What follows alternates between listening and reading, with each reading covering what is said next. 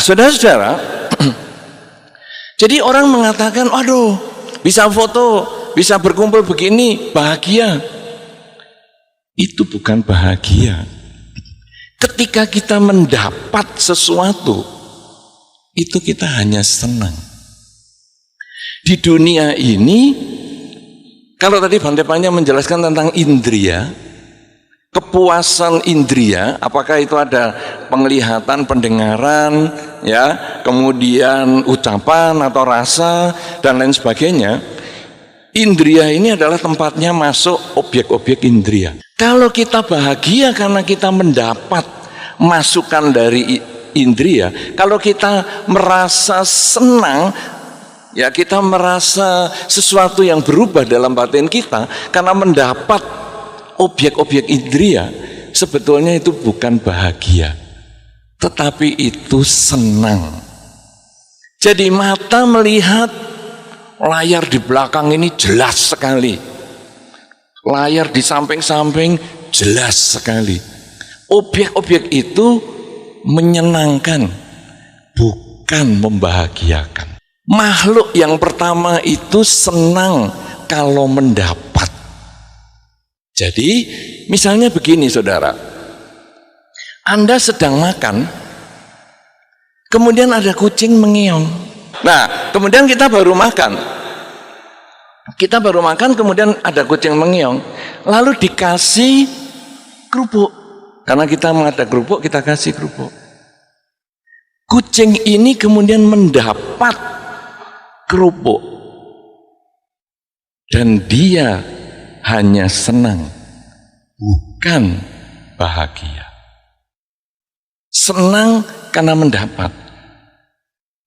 Kemudian ikan di kolam atau ikan di akuarium.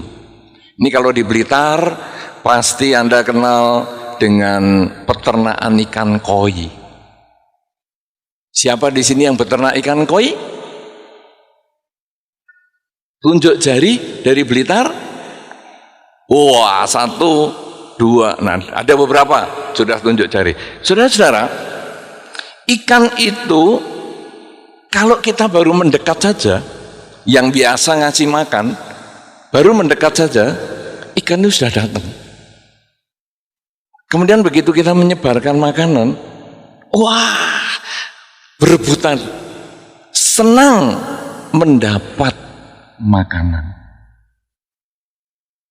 Jadi saudara-saudara, kucing senang mendapat kerupuk, ikan senang mendapat makanan ikan.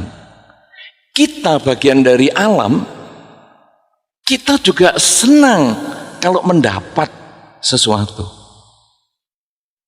Misalnya pulang dari acara di Surabaya ini, Anda membawa oleh-oleh, kemudian dikasihkan anak di rumah. Ketika dia mendapat oleh-oleh dari Anda, dia senang. Mendapat itu menimbulkan senang. Belum tema kita Mas Yan.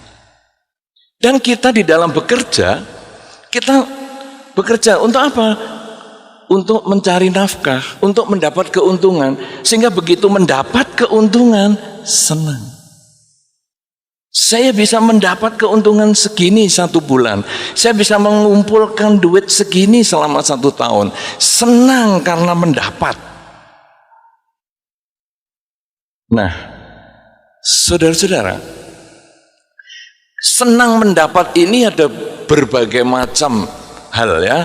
Nanti senang mendapat uang, senang mendapat kelulusan, kenaikan kelas, senang mendapatkan pasangan hidup, senang mendapatkan keturunan, senang mendapatkan peralatan baru, handphone baru, senang mendapat. Itu definisi senang. Tema kita hari ini adalah berbicara tentang kebahagiaan. Bahagia itu bukan karena mendapat. Bahagia itu karena kita mau memberi. Ini sedikit beda manusia dengan kucing. Kalau kucing tadi dikasih kerupuk, dia makan langsung di bawah meja, langsung kriuk-kriuk di situ. Ketika dia kriuk-kriuk di situ, kucing lain datang, kucing garong. Kucing garong ini datang, langsung kucing yang pertama langsung menunjukkan muka jeleknya, kalau perlu mengancam pakai cakarnya. Sampai walaupun disebut kucing garong, dia mundur selangkah demi selangkah demi selangkah, mundur. Kucing tidak mau berbagi karena memang watak kucing. Ikan koi, di sini ada yang punya ikan koi. Tadi saya kan ngomong yang ternak koi, sekarang yang punya ikan koi tidak ada. Oh, ada beberapa. Oke, saudara-saudara, ikan koi, kalau sekarang Anda bagi ini di kolam ya, kolam koi, kemudian Anda bagi makanan, koi itu akan rebutan, tetapi tidak pernah berbagi.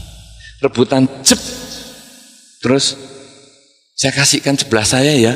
Sebelah saya ini soalnya koinya sudah buta, sudah katarak, jadi sekarang dia nggak bisa lihat makanannya yang mana. Jadi ini saya kasihkan sebelah saya, terus saya nyari lagi, kasihkan sebelah saya. Saya belum pernah ketemu ikan koi seperti itu. Apakah ada di antara Anda yang pernah lihat seperti itu? Pernah? Tidak ada.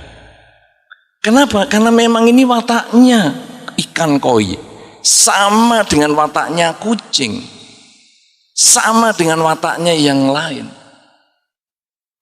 Saudara-saudara, sekarang kita pasti senang karena mendapat. Siapa di antara Anda tidak senang kalau dapat duit? Ngomong, kalau saya dapat duit senang, namanya serakah Bante, saya tidak mau, ini kan bom. Ayo, siapa yang tidak senang dapat duit? Ngomong serakah. Semua senang mendapat. Senang mendapat, senang mendapat. Senang mendapat pasangan hidup dan lain-lain.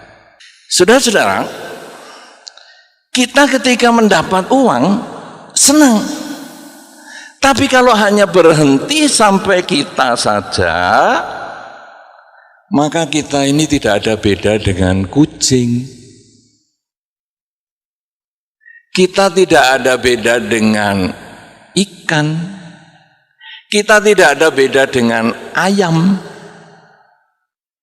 Hampir banyak orang punya ayam kan di sini. Coba sebarin beras. Wah, yang lain mau datang, saya nggak bisa niru kan, tapi ya kira-kira seperti itu. Pokoknya diusir, ayam-ayam lain diusir, ini berasku. Wataknya seperti itu, saudara. Ketika kita hanya nerima, tidak mau berbagi, itulah watak alam yang pertama. Sama dengan kucing, dengan ikan, ayam, kambing, kuda, kerbau, anjing juga sama. Anjing juga sama. Sama. Tapi tentu kita tidak mau kan disamakan dengan kucing dan lain-lain tadi. Nah, saudara-saudara, karena itu ada watak yang kedua yang jauh lebih baik, dan itu yang menimbulkan kebahagiaan, yaitu ketika kita memberi. Bahagia itu datang karena kita mampu berbagi. Kalau senang datang karena kita menerima. Kalau bahagia datang karena kita mampu memberi. Saudara-saudara, Apakah kita bisa berbahagia karena memberi? Bisa. Contoh yang paling sederhana bahagia karena memberi itu adalah seorang ibu. Di dunia ini isinya hanya dua kelompok, pria dan wanita. Ada kelompok lain? Hanya pria dan wanita kan? Loh, kenapa Anda ketawa? Hanya dua toh? Berarti melek mata pasti ketemu lawan jenis. Betul? Kenapa? Loh, belum apa-apa. Melek mata pasti ketemu lawan jenis toh? Ya, nah saudara-saudara, kalau ketemu lawan jenis, kemudian ada pernikahan. Kalau kita ini kan single, karena kita bertekad untuk sendirian. Ya, kita bukan jomblo. Maaf, maaf.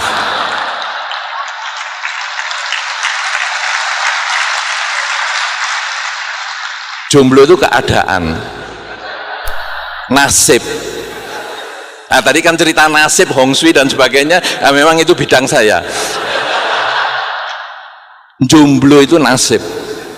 Sudah usaha keras, belum ketemu. Kalau kita ini keputusan pribadi, cita-cita single.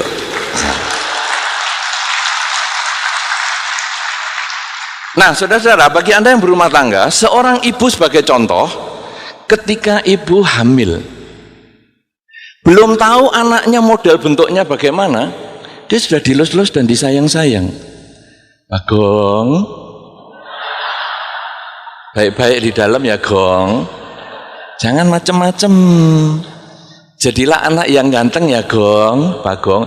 Padahal kalau Anda tahu Bagong itu bentuk wayangnya kan unik banget, tapi ibu-ibu kadang manggil anaknya Gong, Bagong, disayang-sayang.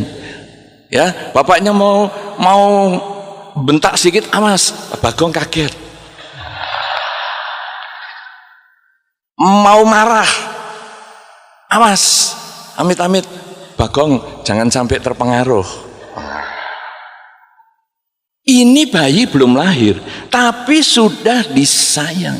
Dan itu kebahagiaan seorang ibu ketika dia mampu memberikan diri dia, memberikan sebagian dari dirinya yaitu kandungannya, membagikan sebagian dari sari-sari tubuhnya untuk membesarkan bayinya. Kalau tadi Bante Panya menyampaikan bahwa petani di Thailand menyiapkan sekian hektar sawahnya untuk dijadikan tempat penyedotan air.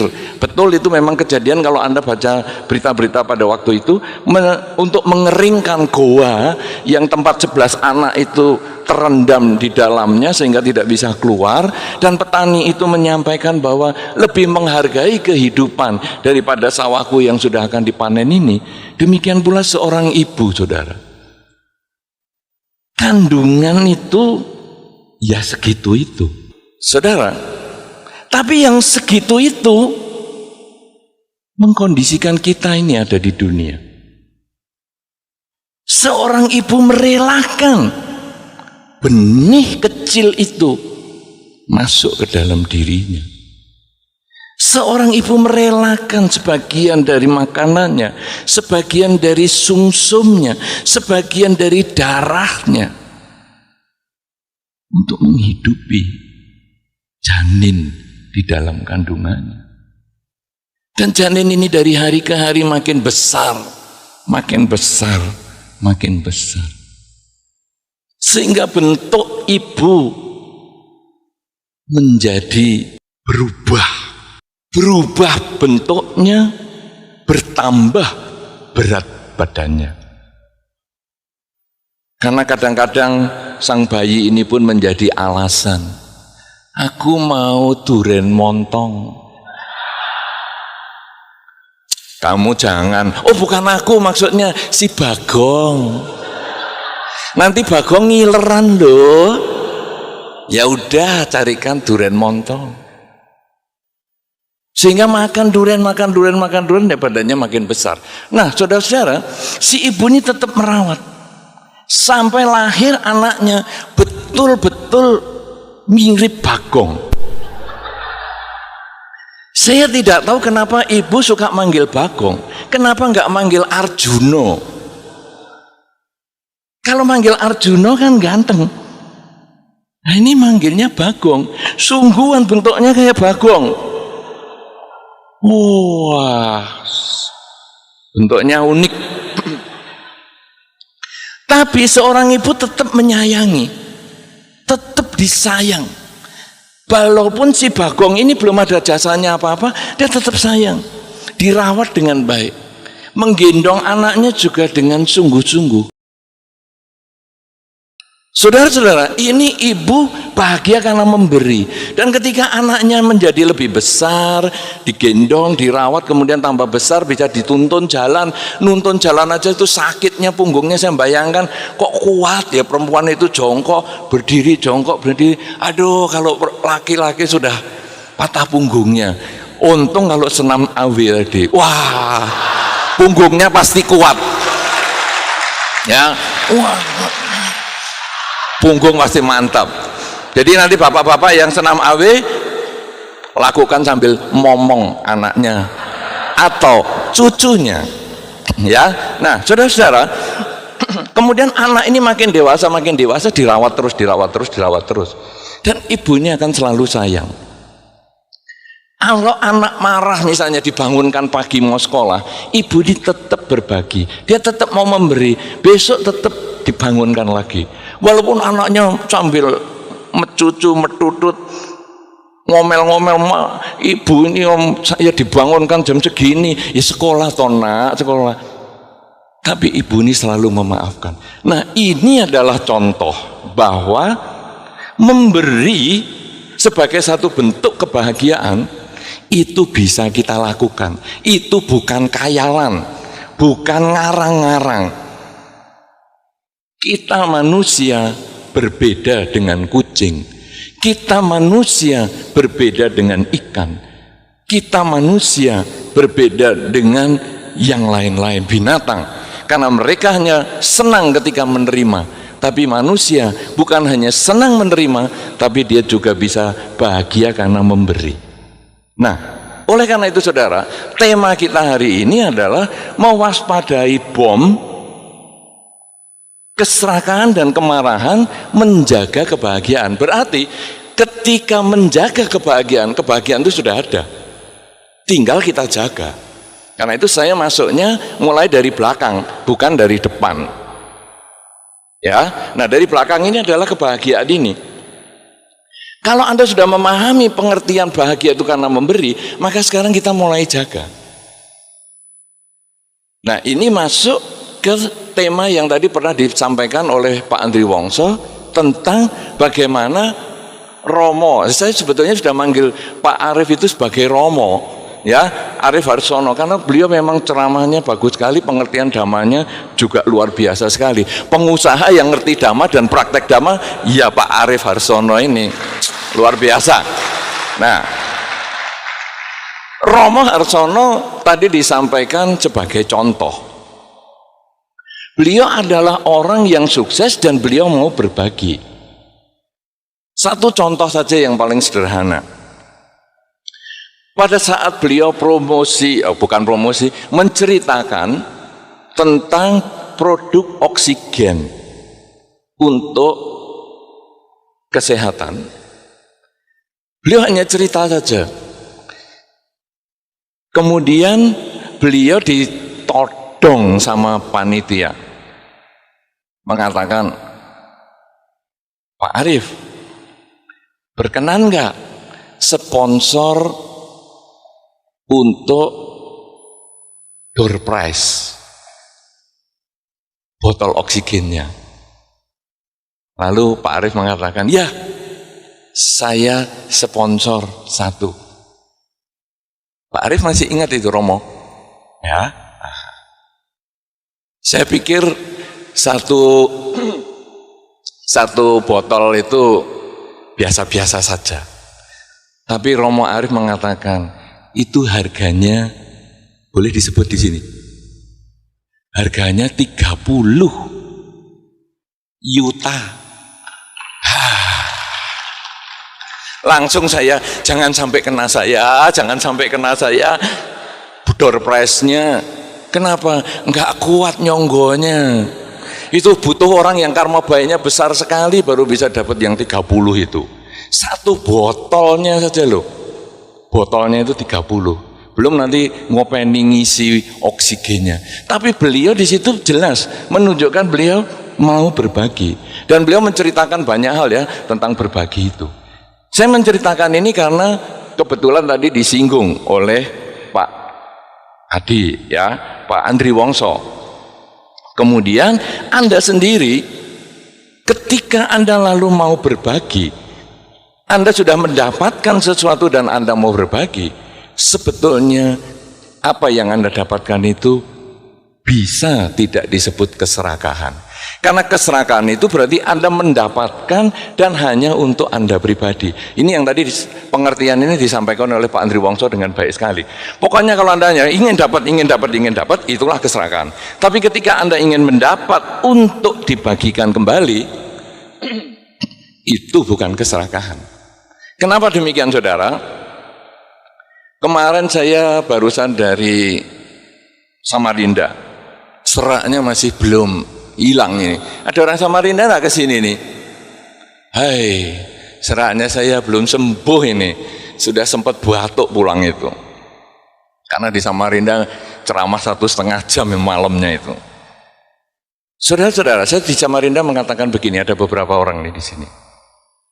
Para biku menerima dana makan. Sama dengan di kota-kota lain. Kalau biku duduk makan, waduh dananya ini semeja lebih lagi sampai saya mengatakan, wah ini sama Bante Adi Gusalo, mejanya disusun menurut Hong Shui. Kebetulan itu sedikit saya tahu.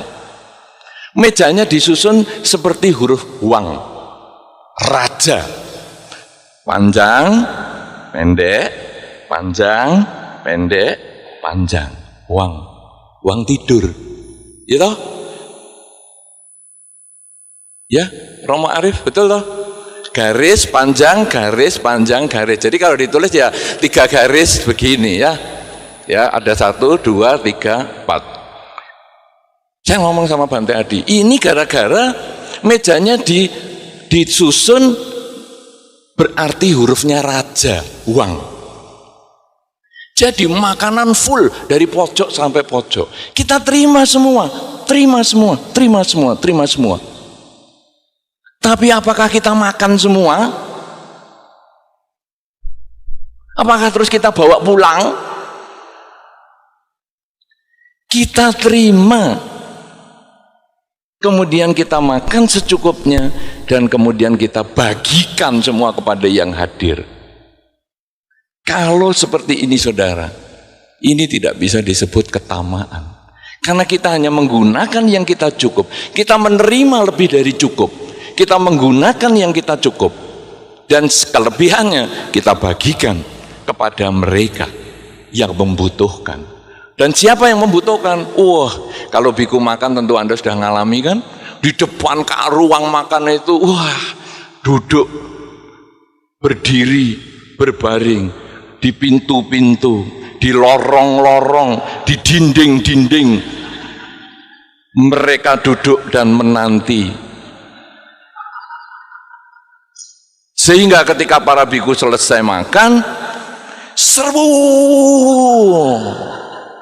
Habis juga itu huruf Wangnya itu. Nah saudara, ini tidak bisa disebut keserakahan. Karena kita berbagi. Para biku boleh menerima jubah lebih dari 1. Para biku bisa punya lebih dari 1 setel. Tapi berbagi dengan biku yang lain. Sehingga jubah sisa ini, jubah yang lebih ini menjadi milik bersama. Ini tidak bisa disebut keserakahan. Selama Anda bisa menggunakan sesuai kebutuhan, selama Anda bisa berbagi sisa dari yang Anda butuhkan, itu bukanlah keserakahan. Ini yang harus diwaspadai, karena kebutuhan berbeda dengan keinginan. Keinginan tidak ada batasnya, kebutuhan itu ada batasnya. Contoh yang tadi makanan biku itu aja. Wah, ini banyak minuman yang terbuka ataupun minuman kalengan, minuman kotaan dan lain sebagainya. Makanan kering, makanan basah dan sebagainya. Kalau para biku hanya menuruti yang sesuai keinginannya, maka makanan kering masukkan tas, coklat masukkan tas, minuman kotak masukkan tas. Lama-lama nggak bawa tas lagi biku, ransel. Dikiranya bikunya mau naik gunung, bawa segala macam perlengkapan. Kenapa saudara? Karena itu orang yang tidak bisa menghentikan keinginan. Kalau sudah tidak bisa menghentikan keinginan, itulah keserakahan. Sama dengan contohnya Pak Andri Wongso tadi. Orang yang punya black hole itu, ya, yang punya lubang hitam itu tadi, dia bisa ngambil duit kalau diambil secukupnya, selesai. Tapi dia ambil lagi, dia masuk, dan akhirnya kertasnya jatuh, selesai. Itu yang tadi disampaikan oleh Bante Panya, bom di dalam diri kita ini bom beruntun. Kalau meledak tidak disadari, dia meledak lebih besar, dan akhirnya yang korban adalah diri kita yang pertama, baru orang lain. Kalau tadi yang punya black hole itu tadi, yang masuk ke peti besi itu, yang pertama korban adalah dirinya. Dia bisa ketok-ketok, yang pertama korban adalah dirinya. Tapi kalau sampai 2 hari nggak ketemu, dia mati di dalam, yang korban keluarganya. Siapa atau apa yang menjadi penyebab keserakahan? Oleh karena itu saudara-saudara, untuk kita bisa mengendalikan keserakahan, mengamati, mengawasi keserakahan, manusia harus bisa membedakan antara keinginan dengan kebutuhan. Dia bisa mendapat segalanya, tetapi dia berapa butuhnya. Saya bisa kerja sampai punya uang banyak, bagus. Kerja pagi, siang, sore, malam, punya uang banyak, bagus. Tapi apakah semua uang ini diperlukan untuk diri sendiri? Ketika kita mulai berpikir, saya mau berbagi kepada tetangga, saya mau berbagi kepada lingkungan, saya mau berbagi kepada yang lain, maka kita berarti mengetahui batas cukup. Cukup dimulai dari mana kalau materi? Dimulai dari kehidupan biku. Tadi saya sudah sampaikan, pakaian cukup satu setel. Kalau Anda bisa punya pakaian lebih dari 1 setel, berarti Anda sudah lebih baik daripada kehidupan biku. Biku 1 setel ya hidupi bertahun-tahun. Tapi Anda bisa punya 5 setel, Senin, Selasa, Rabu, Kamis, Jumat, Anda pakaian yang berbeda, Sabtu Minggu cuci-cuci, pakai sarung saja, di rumah, Anda sudah lebih baik daripada para biku. Hidup Anda sudah lebih makmur. Tapi kalau Anda masih pengen punya pakaian lebih banyak, maka Anda harus tanya, cukupku sampai berapa?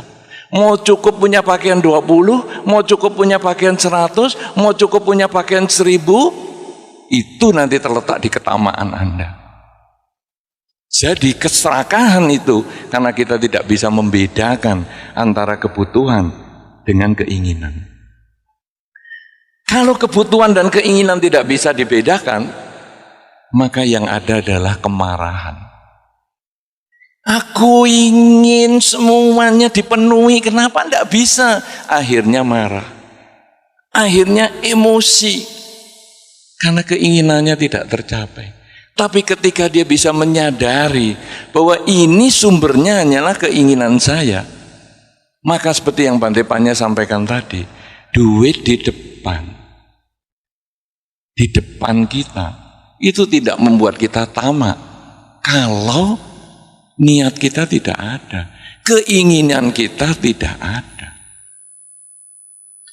Kalau sekarang keinginan ada, kemudian kita lalu noleh ke kanan dan ke kiri, kok ada orang, maka kita marah sama orang itu. Kamu bisa nggak lihat tempat yang lain? Saya mau ngambil duit ini. Keserakahan yang tidak tercapai, timbullah kemarahan. Saudara-saudara, contoh yang paling sederhana adalah orang mabuk. Ada di antara Anda suka mabuk? Tidak usah ngaku. Baik, saya bisa terima. Saudara-saudara, orang mabuk kalau ditanya, kamu mabuk ya? Nah, walaupun Anda tadi tidak ada yang tunjuk jari, kan tahu jawabnya kan? Pengalaman kan? Apakah saya tahu jawabnya juga pengalaman? Bukan, pengamatan. Beda. Jomblo single nggak sama. Pengalaman dan pengamatan ya nggak sama. Saudara-saudara, ketika orang mabuk ditanya, kamu mabuk ya? Enggak, aku masih mau minum, aku masih kuat. Sudah jangan, kamu nanti sudah nggak kuat. Masih kuat. Ketamaannya angkat terus. Aku masih kuat. Sudahlah, kamu sudah mata saja letaknya di mana udah nggak jelas kok. Aku masih kuat. Awas kamu, kemarahan bangkit. Kenapa saudara? Karena ketamaannya tidak diikuti, bom keserakahannya tidak diikuti, muncullah bom yang lain, kemarahan. Tapi ketika dia bisa mengendalikan diri, ya sudah, aku berhenti. Keserakahannya berhenti, kemarahannya juga berhenti. Karena kemarahan ini adalah rentetan dari keserakahan. Saudara-saudara, Anda pernah marah? Pernah marah belum? Apakah Anda menyadari bahwa marah itu adalah keserakahan Anda yang belum terpuaskan? Misalnya marah apa? Marah makanannya terlalu asin. Makanan asin. Ketamaannya apa yang tidak terpenuhi? Makanan yang tidak asin. Karena makanan tidak asin tidak terpenuhi, kita marah kepada yang masak yang asin. Marah dengan istri yang lambat. Karena perempuan itu dekorasinya banyak. Saya sudah melihat proses pernikahan, prosesi pernikahan ya. Kalau di wihara itu, aduh yang perempuan itu siap-siap dari jam 3 pagi. Di make up, masih ngantuk-ngantuk mata, masih lengket tuh di make up semua. Ya, sudah di make up semua. Bibirnya belum gosok gigi, sudah diwarnai. Yang laki itu 5:30 pagi loh baru bangun. Yang perempuan jam 3, jam 2 sudah dikerjain. Yang laki 5:30 bangun, masih santai-santai, terus enggak mandi, terus pakai bajunya, pakai jasnya, terus prosesi. Yang perempuan semalaman begitu. Nah, saudara-saudara, kadang perempuan mau pergi lambat make upnya, lalu suaminya marah-marah. Kenapa marah saudara? Karena dia tidak bisa menerima kenyataan, dia serakah dengan kecepatan waktu. Ayo cepat jam segini, dia terlambat, serakah dengan waktunya, keinginannya tidak tercapai, marahlah yang muncul. Jadi keserakahan itulah sumber kemarahan. Kalau sekarang saudara-saudara, kita kemudian bisa mengembangkan kesadaran antara keinginan dengan kebutuhan, maka sesungguhnya ketenangan batin ini akan bisa dijaga. Kalau ketenangan batin ini bisa dijaga, maka keserakahan dan kemarahan itu kita bisa perkecil. Kalau keserakahan dan kemarahan bisa diperkecil, kebahagiaan karena berbagi tadi kita bisa jaga. Tapi kalau kebahagiaan karena berbagi ini sudah kita ketahui, tapi kita tidak bisa membedakan antara keinginan dan kebutuhan. Kita tidak pernah mengenal kata cukup. Kita tidak pernah menjadikan para biku ini sebagai contoh bahwa dia yang hidup paling minim. Tidak bisa dijadikan contoh bahwa itu loh, kalau makannya biku segitu aja bisa, apalagi kamu harus bersyukur. Ya, itu loh biku pakaiannya segitu aja. Kalau kamu bisa lebih banyak, kamu harusnya sudah bersyukur. Itu loh rumahnya biku kayak gitu apa? Oh kayak Balirjo. Maaf. Balirjo bukan rumah saya. Balirjo rumahnya umat Buddha. Saya cuman biokong. Maksudnya gini, saya cuman disuruh nungguin biara itu. Saya dipercaya dana umat dan kemudian disuruh nungguin sampai sematinya saya. Karena kalau saya mati, rumah itu biara Bodhigiri tidak diwariskan ke keluarga saya, tetapi kepada umat Buddha semua. Jadi sebetulnya itu bukan rumahnya biku. Rumahnya biku ya di pohon-pohon, di bawah pohon, di goa-goa. Kalau sekarang Anda bisa kontrak rumah saja, Anda berarti sudah bagus. Ketika obat-obatan para biku yang paling sederhana adalah minum urinnya sendiri, wena, yang masih anget ya. Ini sungguhan. Ini sungguhan yang masih anget. Jangan dibiarkan 2 hari dulu, Pak. Yang masih anget. Jadi punya sendiri aja, nggak usah punya orang lain. Punya sendiri. Saudara-saudara, itu untuk menjaga kesehatan para biku. Kalau sekarang cara makannya, kemudian pakaian, tempat tinggal, dan obat-obatan yang paling minim para biku bisa hidup sampai puluhan tahun, apalagi Anda. Kalau Anda mau melakukan yang lebih dan kemudian Anda tahu cukup, maka kebahagiaan yang sudah Anda miliki itu akan menjadi terjaga. Karena itu saudara-saudara, cukup itu yang tahu hanyalah diri Anda.